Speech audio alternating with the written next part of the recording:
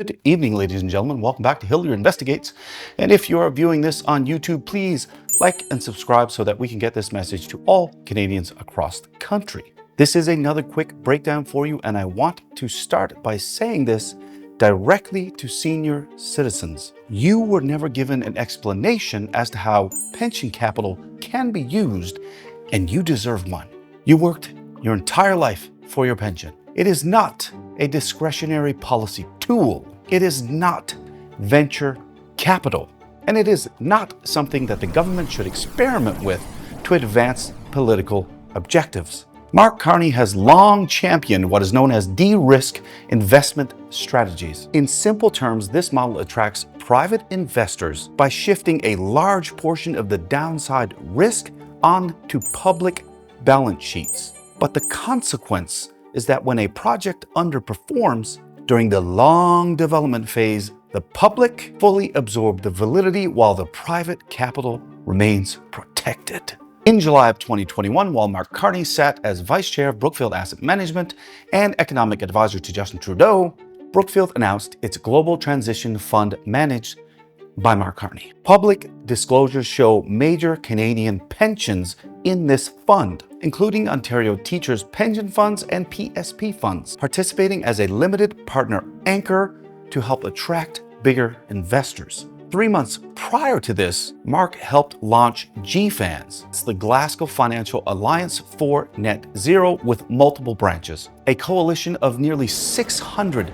financial institutions representing tens of trillions of dollars, all aligned around coordinating net zero transition commitments. What follows is important and documented. As early as October 19, 2022, Republican attorneys in the United States launched coordinated inquiries, issuing civil investigation demands to up to 6 major banks over whether their participation with the Net Zero Banking Alliance, which was a branch of GFANS, violated antitrust laws. Just 9 days later, GFANS dropped its requirement that member institutions partner with United Nations race to net zero. In May of 2023, attorneys general issue formal letters to insurers participating in Net Zero Insurance Alliance, again raising concerns over antitrust and consumer protection violations. By July of 2023, the alliance scrapped its emissions targets altogether, and corporations began to exit Mark Carney's GFANS. In September of 2023, additional warnings are issued regarding potential violations of antitrust and consumer protection laws. Seems to be a theme, doesn't it? Finally, in November of 2023, the U.S. House Judiciary Committee subpoenaed GFANS and the non-for-profit group as part of an investigation into alleged collusive agreements. In April of 2024, the Net Zero Insurance Alliance was discontinued formally and restructured. Keep in mind that Mark Carney was not only the vice chair of Brookfield Asset Management and running GFANS, he was also Trudeau's economic advisor, and apparently his organization was drowning in corruption. But in Canada, as an unpaid advisor, he did not trigger the Conflict of Interest Act, so we could do no investigation. That man is running your country right now. In November of 2024, a coalition of Republican-led states filed suit and sued BlackRock, State Street, and Vanguard, former participants in these initiatives, alleging anti-competitive conduct tied to coordinated climate strategies. By October of that year, the Net Zero Banking Alliance ceased all operations entirely. Norway's largest bank, the DNB, was a part of that alliance, and that alliance was a part of Mark Carney's GFANS, where he championed de-risk investing. This organization was so fraught with corruption, it collapsed in less than 24 months. And subsequently, that caused Mark Carney to lose access to trillions of capital. But where else can you access that kind of capital? An entire country's pension, of course. During that same broader period, Norway's government pension fund Global, often described as the gold standard of sovereign investing, reported one of the largest losses in history. In 2022, during their involvement with GFANS, it declined 14.1%. That's 150 to 165 billion US dollars of their sovereign pension pension fund. In 2025, they saw another $114 billion US wiped out.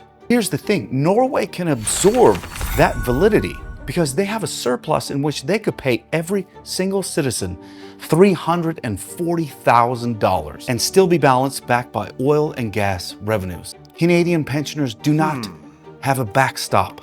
Canada's total pension right now represents about $2.5 trillion, approximately $5,000 per person. A peanut in comparison. On top of that, we have a deficit. There's no net positive near-term GDP projects, and we have a 7.5% chance of hitting our fiscal anchor, which is ridiculous. That money is not abstract. It represents your security and your retirement. Mark Carney has publicly spoken about mobilizing trillions of dollars in institutional capital and has advocated for expanded use of pension funds to support large-scale transition investing. That's exactly what Norway did. We're fast-tracking $1 trillion of investments in energy, AI, critical minerals, new trade corridors. With the strongest balance sheet and the best tax treatment for new investment in the G7, we're mobilizing $1 trillion of generational investments over the next 5 years in Canada, in our ports, in our energy systems, in our digital infrastructure. Part of our core offering, part of our core foundation for these investments is to provide you and investors and business people the certainty and reliability that you crave and deserve. In fact, aside from the pension that was in his Brookfield transition fund that belonged to Canada, he lobbied the government for an additional $50 billion before officially taking a position with the Canadian government, which would have triggered the Conflict of Interest Act. $34 billion of that 50 was pension funds. The question is not ideological, it's fiduciary. GFANS getting torn apart by Republican lawyers. Is this the record that you want governing the largest capital in Canada, of which your retirement depends on? A system where the rules are repeated, rewritten, alliances dissolved under scrutiny, public capital absorbs the risk while accountability disappears and private investors are completely shielded. That is not a good investment for a country, especially one that's under our fiscal landscape currently. That is not a political question, it is a pension question. That is a snake oil salesman that is sucking away capital in order to completely protect private investors, of which he has over 500 investments.